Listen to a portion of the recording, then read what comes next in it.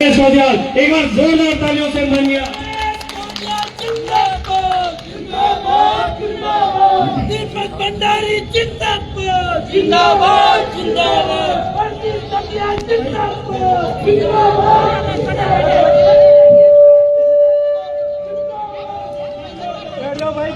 रुद्रप्रयाग नगर पालिका के चुनाव प्रचार के तहत आज आयोजित इस जनसभा में हमारे बीच उपस्थित हमारे बहुत ही आदरणीय साथी और आप सब लोग जिस जुनून और जिस ताकत और जिस उम्मीद के साथ इस जन सैलाब का हिस्सा बन रहे हैं, जिनके समर्थन में हमारे बहुत ही आदरणीय प्रत्याशी मेरे अनुज श्री दीपक भंडारी जी, मंचा सिंह हमारे रुद्रप्रयाग से पार्टी के पूर्व में प्रत्याशी रहे भाई प्रदीप खपियाल जी, हमारे पूर्व विधायक भाई मनोज रावत जी, हमारी निवर्तमान नगर पालिका की अध्यक्ष बहन गीता जिंकवाण जी, मंचा सिंह जसपाल लाल जी और सम्मानित मंच मेरे उपस्थित भाइयों बहनों और रुद्रप्रयाग की हमारी महान जनता, हमारे सम्मानित मतदाता, आज मैं आप सब लोगों को रुद्रप्रयाग नगर पालिका क्षेत्र के जन जन को इस अपार समर्थन के लिए, दीपक भंडारी जी को आपके इस अपार आशीर्वाद के लिए तहे दिल से धन्यवाद देता हूं। आपको बहुत बहुत धन्यवाद। मेरे प्यारे साथियों, जैसे कि संचालक महोदय ने कहा, इस चुनाव का वक्त है और 1 बजे से 2 बजे के बीच का कार्यक्रम मेरा अन्यंत्र कहीं पहले से निश्चित है, पहले ही विलंब हो चुका है, लेकिन मेरे इस संबोधन के बाद ये सभा अनवरत जारी रहेगी। जब तक अंतिम व्यक्ति न बोल पाए तब तक सब लोग यहीं बैठे रहना। मैंने सबसे पहले आग्रह इसलिए किया कि मैं बोलूंगा क्योंकि मुझे आगे की मीटिंग में जाना है। तो बात यह है कि भाई मैं बहुत ही किस रूप में आपका धन्यवाद दूं, जिस प्रकार से इतना बड़ा जन समर्थन दीपक भंडारी जी को आपका मिल रहा है। तो ये प्रश्न अब कोई प्रश्न नहीं रह गया, उसका स्वयं में उत्तर मिल गया है कि आने वाले हमारे इस नगर पालिका क्षेत्र से नगर पालिका के अध्यक्ष भाई दीपक भंडारी होंगे। ये आपके चेहरों से बात झलक रही है। मेरे प्यारे भाइयों, मैं इस पूरे प्रदेश में जहां जहां कांग्रेस के प्रत्याशियों के पक्ष में चुनाव प्रचार के लिए जा रहा हूं, ये इसी प्रकार का जन सैलाब प्रत्येक जगह दिख रहा है। पूछ रहे थे कि आपको कैसा महसूस हो रहा है, और मैंने ये कहा कि लगता है कि जनता ने मन बना चुका है कि इस प्रदेश में जिस प्रकार से भ्रष्टाचार के नए नए आयाम, नए नए तरीके है जो देहरादून में बैठी है, इसलिए लोगों ने मन बना रखा है कि आने वाले समय में हम कांग्रेस की ओर उम्मीद भरी नजरों से देख रहे हैं। और उसी का परिणाम है कि आज रुद्रप्रयाग में भी आज से पहले इतना बड़ा जन सैलाब किसी ने देखा नहीं होगा। मेरे प्यारे भाइयों, ये लोकतंत्र में जनता के पास एक अचूक हथियार है, जिस हथियार के बल पर लोग, आम जनता, आम मतदाता सरकार को जवाब दे सकती है। और जवाब किस रूप में दे सकती है, क्यों देना चाहिए, आपके पास तमाम प्रमाण हैं। मुझे अभी एक भाई मिले थे, कहने को कह रहे थे कि भाई मैं वैसे बीजेपी का सपोर्टर था। एक नोटियाल जी मुझे मिले थे, कह रहे थे कि मैं बीजेपी का सपोर्टर था, लेकिन इनकी करतूतों से मैं अभी जाकर मैं आप लोगों को समर्थन देता हूं। अभी मुझे कह रहे थे, मैंने कहा कारण क्या हुआ?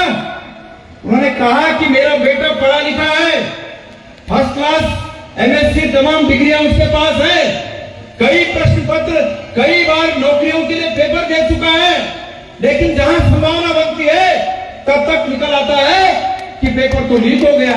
मैं युवा साथियों से, रुद्रप्रयाग के उन तमाम युवा साथियों से ये निवेदन करना चाहता हूं कि अगर इस सरकार पर चोट करनी है तो रुद्रप्रयाग का ये इलेक्शन उचित मौका है कि सरकार पर चोट की जाए।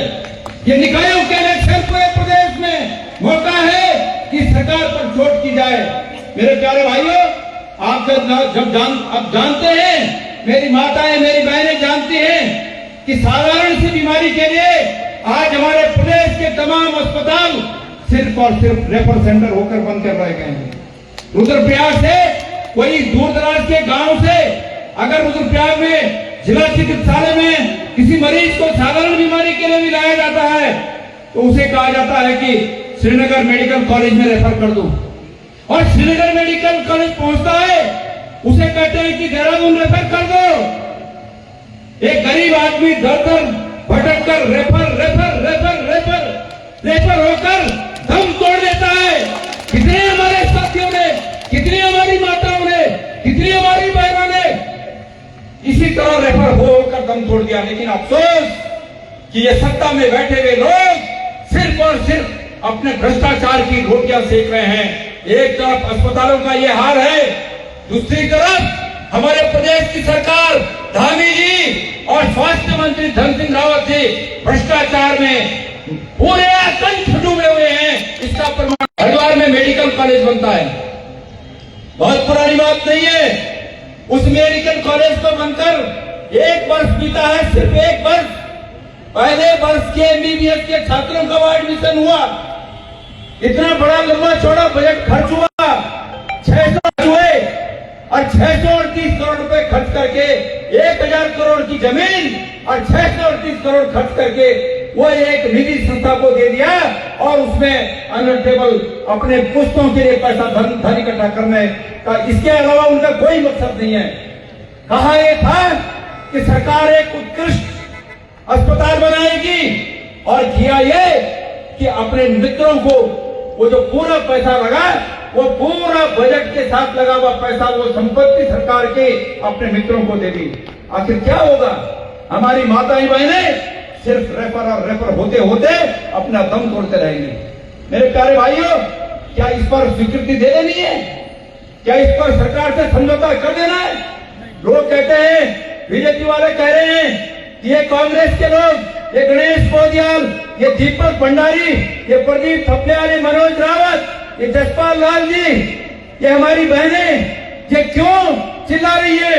असल में इन भाइयों का हमारा दर्द ये है कि अगर इस प्रदेश में सत्ता के खिलाफ बोलने वाला अगर कोई नहीं रहा तो आखिर प्रदेश का होगा क्या? अगर सब उनके साथ इस भ्रष्टाचार की आहुति में थोड़ा पीने के लिए लाइन पर खड़े हो जाएंगे तो इस प्रदेश का होगा क्या? मैं धन्यवाद देना चाहता हूं अपनी इस बहन को, गीता को। इसके पीछे भी लगे होंगे, आ जाओ बीजेपी में। बीजेपी वालों के पास 2 टूल हैं, 2 हथियार हैं। पहला हथियार है डराने का और दूसरा हथियार है लालच का। पहले तो डराया होगा कि तुम्हारी जांच कर लेंगे, लेकिन भाई हाथ कंगन को आड़ से क्या? जिसने ईमानदारी से सेवा की होगी उसको जांच का डर क्या हो सकता है? आज अगर कांग्रेस के मंच पर निवर्तमान पदाधिकारी कोई खड़ा है तो ये समझ लेना कि वो दूध के समान धुला हुआ होगा, नहीं तो भ्रष्टाचार की चाशनी में भारतीय जनता पार्टी में कब तक शामिल हो गया होता, पवित्र होने के लिए वहां शामिल हो गया होता, उस वॉशिंग मशीन में शामिल हो गया होता। लेकिन आज बड़ी मजबूती के साथ मंच पर खड़ी है, कांग्रेस के मंच पर खड़ी है, भाई दीपक भंडारी को जिताने के लिए खड़ी है। मैं धन्यवाद देना चाहता हूं लोगों को। आज जो लोग बीजेपी का मुकाबला कर पा रहे हैं, बीजेपी के लिए बोल पा रहे हैं, निश्चित रूप में उनकी रीढ़ की हड्डी में दम है, ताकत है, तब जाके वो आज मंच पर खड़े हो पा रहे हैं, हमें हमारे सभाओं में जिंदाबाद के नारे लगा रहे हैं। अन्यथा हर एक आदमी को डराया जा रहा है, हर एक आदमी को परेशान किया जा रहा है। मैं अभी कुछ दिन पहले थराली में था और थराली में लोगों ने मुझे शिकायत की कि साहब यहाँ पर अनुसूचित जाति के वोटरों को डराया जा रहा है। मैंने पूछा उनसे कि क्या वाकई, वो मेरे सामने आए थे, मैंने पूछा उनसे क्या वाकई आपको डराया जा रहा है? उन्होंने कहा हाँ डराया जा रहा है। मैंने उनसे कहा ये जो आपको डराया जा रहा है ना, इसका मतलब है कि जो आपको डराने के लिए आ रहे हैं, जो आपको डराने वाले लोग हैं, इसका अर्थ यह है कि वो आपसे डरे हुए हैं, और क्योंकि वो आपसे डरे हुए हैं इसलिए वो आपको डराने के लिए आ रहे हैं। और आपसे डरे हुए क्यों हैं? क्योंकि डर ताकत का है। इसका अर्थ है कि आपके अंदर कोई ताकत निहित है, आपके अंदर कोई शक्ति निहित है, और वो शक्ति है जो संविधान में बाबा साहेब आम्बेडकर ने वोट की ताकत के रूप में आपको अधिकार दिया। वो ताकत आप में है, इसलिए आपको डराने की चेष्टा कर रहे हैं कि हम डराकर इनकी उस शक्ति को अपनी तरफ मोड़ दें। आज हर जगह वार्ड मेंबरों के लिए क्या बोल रहे हैं? अरे भाई ये वार्ड मेंबर जितोना है और तुम्हारा वोट मोदी जीते हैं। अरे कल कहेगा भाई तुम्हारा वोट मोदी जीते हैं। जब हमारी माँ बहन हॉस्पिटलों में रेफर हुए के श्रीनगर बटी 1.5 और बचे वापस नहीं से ना तब को मोदी जी तब भी बता दिया तुम कि भाई ये हॉस्पिटल में दिक्कत जो होनी चाहिए वो मोदी जी को जैसे होनी चाहिए। पर वोट है तुम मोदी जी। मेरे प्यारे भाइयों, बिजली बिल मेरे भूलियो मेरे पीलियो, बिजली बिल जाके दिखे यहाँ पहले 1 किलोवाट में साधारण घर में 1 किलोवाट जब भार हो तो पर 250 रुपए सरचार्ज हो। अपनी मर्जी सरकार छोटे घरों पर 3 किलोवाट जबरदस्ती सरचार्ज फिक्स कर देनी। जय बिल 540 रुपये 300 रुपये बढ़ा हुए पर और खजब छुई ना मिलकर गिरी छोड़ी ना बिजली बिल जाके देखें 1 साल में 13 बिल होना चाहिए 13 पहले बात महीने 12 होना पर महीना 28 कर करी और साल भर में बिल करी 13 वो क्या अनुमान करी ना कि वो 540 रुपए एक महीने अतिरिक्त तुमसे ठगे जो हर गाल पे वो लोग बैठा है। अंजाम पुलिस का क्या होगा? हर जगह ठग बैठा थे और जब सत्ता में भी ठग बैठ गई ना तो आज डॉक्टर भाई को संपन्न आज बेरोजगारी हालत के दिन बेरोजगारी चरम पर, आज महंगाई हालत के दिन महंगाई चरम पर। ये चुनाव जो केंद्र और राज्य सरकार का संदेश चलो चुनाव था कि हम तुम्हारे खिलाफ खड़े थे, हम दीपक भंडारी जितोना, हम कांग्रेस पार्टी जितोने ना और राज्य और केंद्र की सरकार का संदेश जो कि तुम्हारे बीचों से हम खुश नहीं।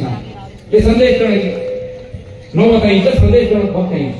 लोकसभा चुनाव में आप सब लोग मिलते हैं अपार जन समर्थन दिन आप लोग का समर्थन बल पर मैं 1,60,000 वोट पहले से ज्यादा मिले बीते तुम्हारे तरफ रिवार्ड से तुम्हारे तरफ बीते इनाम चा और ये वजह से मेरे हौसला बुलंद से मेरा ऐलान करूँ भारतीय जनता पार्टी में चुनौती दूंगा ये जो चुनाव होना था ये 2027 आधार था और ये आधार पर हम खड़े के 2027 में भारतीय जनता पार्टी से चुनौती देंगे। ये गणेश को याद आप भाइयों ये संकल्प करना चाह कि हमारी सरकार आ गई तो तुम्हारे जिला अस्पताल उठे मजबूत कर डालो, तुम्हारे जिला रेफर सेंटर में भंडे रहो।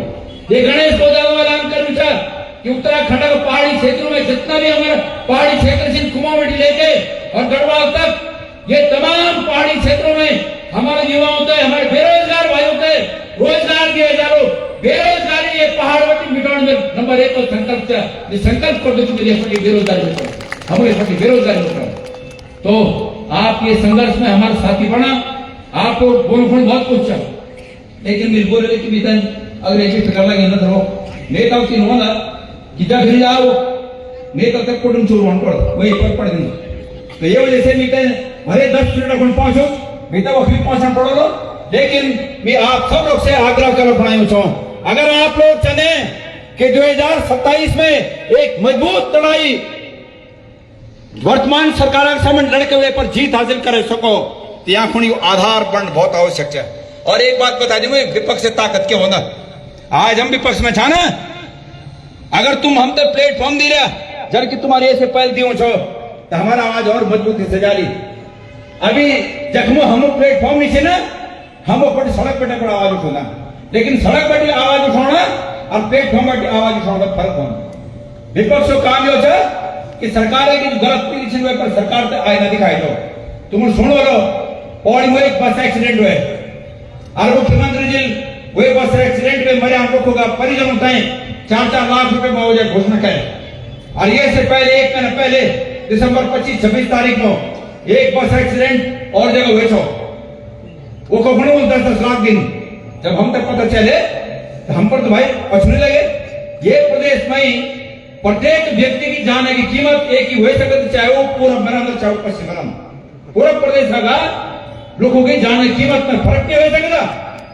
हम मुख्यमंत्री के तत्काल अरे आपको लेना कि मुख्यमंत्री जी आपको भेदभाव चुनी था और मजबूरी में मुख्यमंत्री तक कैबिनेट पूरा करे एक वास्तविक 10-10 लाख रुपए कर पड़े विपक्ष काम तो विपक्ष ताकत लेकिन ये ताकत कब तक जब तुम्हारा सहयोग संघे शक्ति कलयुग में ये कलयुग में अगर संघ चा यूनाइटेड छया एक छया तो वह ताकत चा अलग दिख रहा छया तो इस व्यापार केदारनाथ को देख रहा 30,000 वोट सरकार आप विपक्ष में पड़ी ना लेकिन बढ़ के कहना सरकार 23,000 में जीतगार विपक्ष में 30,000 घायल।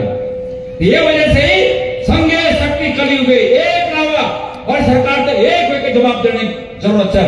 मैं एक भाई दीपक भंडारी एक बहुत ही नेक, बहुत ही समर्पित राजनीतिक और सामाजिक कार्यकर्ता से ये नगर पालिका अध्यक्ष प्रत्याशी आज बने थे ना, लेकिन ये रुद्रप्रयाग में तमाम सामाजिक काम हो गए, बहुत पहले चलेगा। एक व्यवसायी से ना, एक व्यवसायी भाई बहन रुद्रप्रयाग व्यवसायिक भव्य एक व्यवसायी भाई बहन मुझे बहुत नजदीकी से जान कि उन्हें विचार उन्हें व्यवहार का रूप हो चाहे। मैं चाहूंगा कि आप सब लोग अपना आशीर्वाद होते दिया, हमारे जो पार्षद प्रत्याशी से ना होते अपना आशीर्वाद दिया। बच्चे लोग बड़े बात करना वाला, अरे भाई टिकटों खंड पर लोग लाइन पर था, ये भूल भी लाइन पर थे, लेकिन वे बात जब टिकट मिल गया तो आज साथ खड़े यू असल पार्टी का लोग यू असल समर्पित तो ये भूलता ही अब खुद करो बहुत बहुत बधाई आपको। यू हम पार्टी को समर्पण है भाई, पार्टी को टिकट दे किसी सब पार्टी में टिकट एक कितने मिनट तो जो पार्टी का समर्पित लोग थे ना वो पार्टी का साथ काम करते हैं तो बहुत। और मैं अपने संबोधन से एक विराम देते हुए मैं आप सब लोगों के चरणों में निवेदन कर दूं, रुद्रप्रयाग के तमाम मतदाताओं के चरणों में निवेदन कर दूं कि आप भाई दीपक भंडारी जीते हैं और हमारे सभासद होते हैं, आप आशीर्वाद दिया, आप लोगों को बहुत बहुत धन्यवाद। जय भारत, जय उत्तराखंड। जिंदाबाद जिंदाबाद जिंदाबाद जिंदाबाद। अपनी जगह से कोई नहीं हिलेगा, मैं अपने आप मुझे मतलब जैसे जहां जाना है मैं जाऊंगा, पर अपनी जगह से कोई नहीं हिलेगा। इस सभा को आप लोग अनुभव चलाइए। धन्यवाद। जिंदाबाद।